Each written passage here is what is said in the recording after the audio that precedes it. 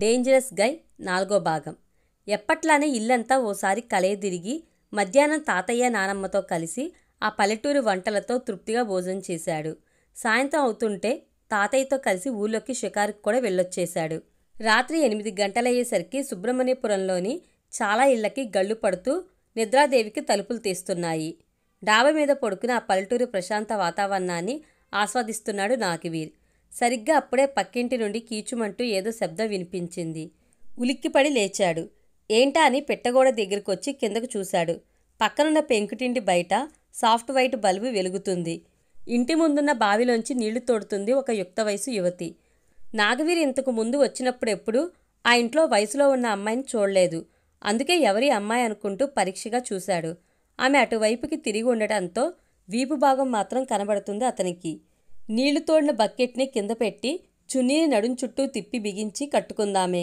Clip పెట్టి వదిలేయడంతో నల్లని జుట్టు ఆమె వీపంతా ఎంతో అందంగా పరుచుకునుంది. వెనక నుంచి ఆమె ఆకారాన్ని చూస్తున్న కొద్దీ ఆ అమ్మాయి ముఖాన్ని చూడాలని ఎంతో గాఢంగా అనిపిస్తుంది నాగవీర్కి. ఎన్ని విధాలుగా ఎంత కష్టపడినా ఆమె ముఖం మాత్రం కనబడలేదు. నాగవీర్ చూపులు ఆ అమ్మాయికి వెనక నుంచి గుచ్చుకున్నట్టు అనిపించాయేమో. బిందె ఎత్తుకుంటూనే అనుమానంగా అటు ఇటు చూసింది. కానీ ఆమెకు ఎవరూ కనిపించలేదు. అలా డౌట్గా చూస్తూనే ఇంట్లోకి వెళ్ళిపోయింది. ఆ వెంటనే పెంకుటింటి వరండాలోని బల్బు ఆరిపోయింది. నాగవీర్ కొంచెం నిరుత్సాహపడ్డాడు. కానీ కొన్ని సెకండ్లకే మళ్ళీ చిన్న వెలుగు కనిపించింది. సెల్ ఫోన్లోని టార్చ్ అది. ఫోన్ చేత్తో పట్టుకుని బయటకు వచ్చిందా అమ్మాయి. టార్చ్ ముందుకి వెలుగు చూపిస్తుంది గాని ఆమె మాత్రం ఇంకా అలా చీకట్లోనే ఉంది. 2 నిమిషాలకి సెల్ ఫోన్ టార్చ్ ఆరిపోయింది. అక్కడంతా చీకటైంది. బావిలోంచి మళ్ళీ నీళ్లు తోడుతున్న చెప్పుడు వినబడింది.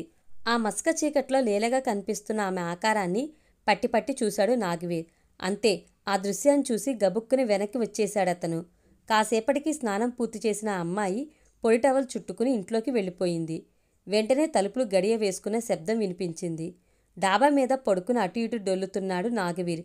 అతని శరీరంలో సెగరేగుతుంది. ఏదో తెలియని ఆరాటం, ఆతృత, కలవరం, ఉద్రేకం అన్నీ ఏకమై నాగవీర్ని ఉక్కిరిబిక్కిరి చేసేస్తున్నాయి. తెల్లవారింది. రాత్రి కనిపించిన అమ్మాయి కోసం పక్కింటి వైపు చూశాడు నాగవీర్. అక్కడ ఎవరూ కనబడలేదు. మెట్లు దిగి ఇంట్లోకొచ్చి గబగబా ఫ్రెష్ అయ్యి హాల్లోకొచ్చాడు. సరిగ్గా అప్పుడే ఇంట్లోంచి బయటికి వెళ్తుంది ఓ అందమైన అమ్మాయి.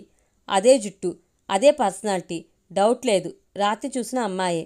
అప్పుడే కిచెన్లోంచి బయటకొచ్చింది సత్యవద్దని. ఆ అమ్మాయి అని నానమ్మని అడగబోతూ ఆవిడికి డౌట్ రాకూడదని సగంలోనే ఆపేశాడు. ఆ పిల్లేనా? మన ఊరి బ్యాంక్లో పనిచేస్తుంది. ఈ మధ్య పక్కన గంగరాజు గారింట్లో అద్దెకు దిగింది. ఏదో అర్జెంటు పని ఉందని ఊరు వెళ్తుందట. ఇప్పుడున్న బస్కి అని ఆవిడ అంటుండగానే బయట వీధిలోంచి బస్ హారన్ వినిపించింది. సరే గ్రాండ్మా, బాయ్, నేను వెళ్ళొస్తాను, ఈవినింగ్ కాల్ చేస్తాను అంటూనే వేగంగా కారు వైపు అడుగులేశాడు నాగవీర్. రోజు ఎంతోమంది అమ్మాయిని చూస్తున్నా కూడా ఎందుకో ఈ అమ్మాయి ఎలా ఉంటుందో చూడాలని ఎంతో ఉద్విగ్నంగా ఉన్నాడు నాగవీర్. అందుకే కార్ని స్టార్ట్ చేస్తూనే ముందుకు దూకించాడు. కానీ అప్పటికే ఆ అమ్మాయి బస్ ఎక్కడం, అది సెంటర్ దాటి ఎటో వెళ్ళిపోవడం కూడా జరిగిపోయింది. షిట్ అని స్టీరింగ్ మీద కొట్టి కార్ని మెయిన్ రోడ్ ఎక్కించాడు నాగవీర్. ఇక అతడి ఆలోచనలు ఆఫీస్ మీదకి మళ్ళాయి. శిల్పకిచ్చిన గడువు ఈరోజేనన్నది గుర్తొచ్చింది. అంతే, శిల్ప ఆఫీస్కి వస్తుందా రాదా అనుకుంటూ కారు వేగం పెంచాడు. సెల్ ఫోన్లో మాట్లాడుతూనే ఆఫీస్లోకి అడుగుపెట్టింది శిల్ప. ఓకే, కేర్ఫుల్గానే ఉంటాలే. రిసెప్షన్లోకి వచ్చేసా. ఆఫ్టర్నూన్ పింక్ చేస్తా. బాయ్ హాసి అని ఫోన్ కట్ చేసి తిన్నగా తన క్యాబిన్లోకి వెళ్ళింది. Good morning. ఏంటి జాయిన్ అయిన ఒక్కరోజుకే వర్క్ చూసి అడలిపోయావా? శిల్ప టీం లీడర్ వెంకట్ నవ్వుతూ ప్రశ్నించాడు. అదేం లేదు, ఏవో చిన్న పనులుండి. నీ పెండింగ్ వర్క్ క్యాబిన్లోనే ఉంచమన్నారు బాస్. ఈరోజు కూడా నువ్వు రాకపోతే వర్క్ మేఘన్కి అప్పచెప్పమన్నారు. అంటే ఈరోజు నేను ఆఫీస్కి రాకపోతే నన్ను ఉద్యోగం నుంచి పీకేసేవాడా అనుకుంది శిల్ప. నా డ్యూటీ చేసుకుంటూనే నేను నీకోసం ఎదురు చూశాను. కానీ నువ్వు 4 డేస్ బ్యాక్లోనే ఆగిపోయావు. నీ వర్క్ నెగ్లెక్ట్ చేశావు అంటూ నాగవీర్ ఫోన్లోనే ఇచ్చిన క్లాస్ డోస్ గుర్తొచ్చింది శిల్పకి. నేను వస్తే ఏం చెయ్యాలో, రాకపోతే ఏం చేయాలో కూడా నాగవీర్ ముందే థింక్ చేసి డిసైడ్ చేసుకున్నాడా అని ఆశ్చర్యం కూడా కలిగింది. అంత ప్లాన్డ్గా ఆలోచిస్తాడు కాబట్టే కంపెనీని చాలా తక్కువ టైంలో టాప్ ప్లేస్కి తీసుకురాగలిగాడు అనుకుంది శిల్ప. సరిగ్గా అప్పుడే ఆఫీస్లోకి ఎంటర్ అయ్యాడు నాగవీర్. శిల్ప డెస్క్ వైపు చూస్తూనే గుడ్ డెసిషన్ అన్నాడు. నాగవీర్ గొంతుకి ఉలిక్కిపడి చూసింది శిల్ప. క్యారియాన్ అంటూ అతడి ఛాంబర్ వైపు వెళ్ళిపోయాడు నాగవీర్. అంతే, మరింతగా రెట్టించిన ఉత్సాహంతో 2 రోజుల్లోనే తన వర్క్ అంతా ఫినిష్ చేసేసింది శిల్ప. యూకే గవర్నమెంట్ అనౌన్స్ చేసిన ఐటీ ప్రాజెక్ట్ కోసం నాగవీర్ అప్లై చేసి 5 రోజులైంది. మీ కొటేషన్కి థ్యాంక్స్ అన్న రిప్లై అతను మెయిల్ పంపిన రోజే వచ్చింది. రిజల్ట్ని 5 డేస్లో అనౌన్స్ చేస్తామన్నారు వాళ్ళు. అది ఈరోజే. ఇంటి దగ్గర టిఫిన్ తింటూ చాలా టెన్షన్గా ఉన్నాడు నాగవీర్. ప్రాజెక్ట్ ఓకే అయితే మరో 2 బ్రాంచ్లు ఓపెన్ చేయాల్సి వస్తుందన్న ఆలోచనని తండ్రి ప్రకాష్కి చెప్పి దానికోసం ఫైనాన్షియల్గా తనకి కొంత అమౌంట్ అరేంజ్ చేయమని అడిగాడు. తప్పకుండా చేద్దాం అన్నారు ఆయన. టిఫిన్ ముగించి తల్లికి బాయ్ చెప్పి ఆఫీస్కి బయలుదేరుతున్నాడు నాగవీర్. అప్పుడప్పుడు తల తిరుగుతున్నట్టు ఉంటుందిరా.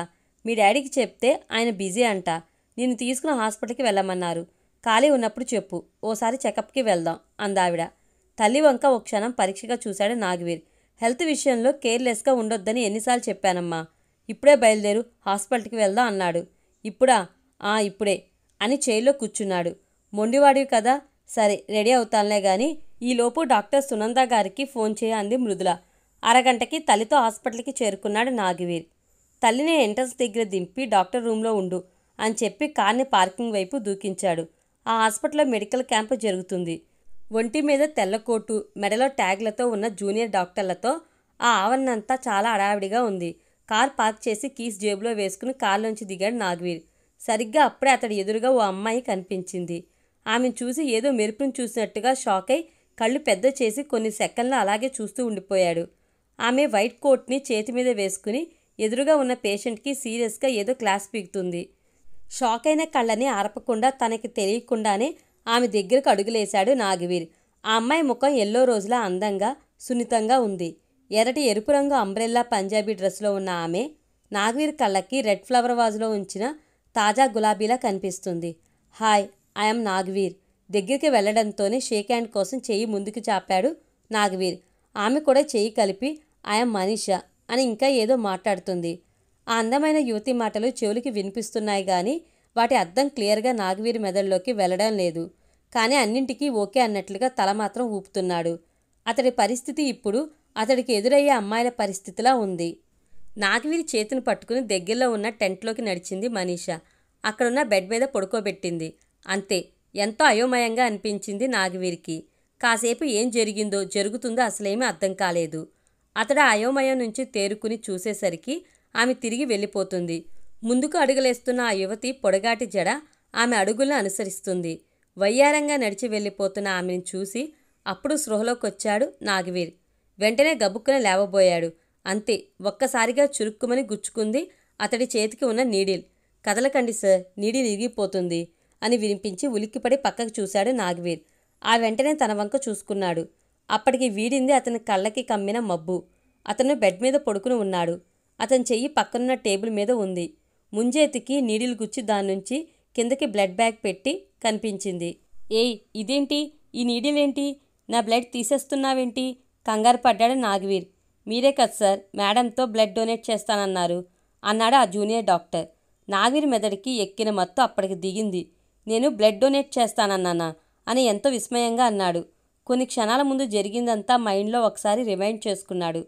నాగవీర్ షేక్ హ్యాండ్ ఇచ్చి ఆమెని పరిచయం చేసుకున్న తర్వాత ఆమె తనను తాను పరిచయం చేసుకుని బ్లడ్ డొనేట్ చేయండి అంటూ ఈ టెంట్లోకి తీసుకొచ్చింది.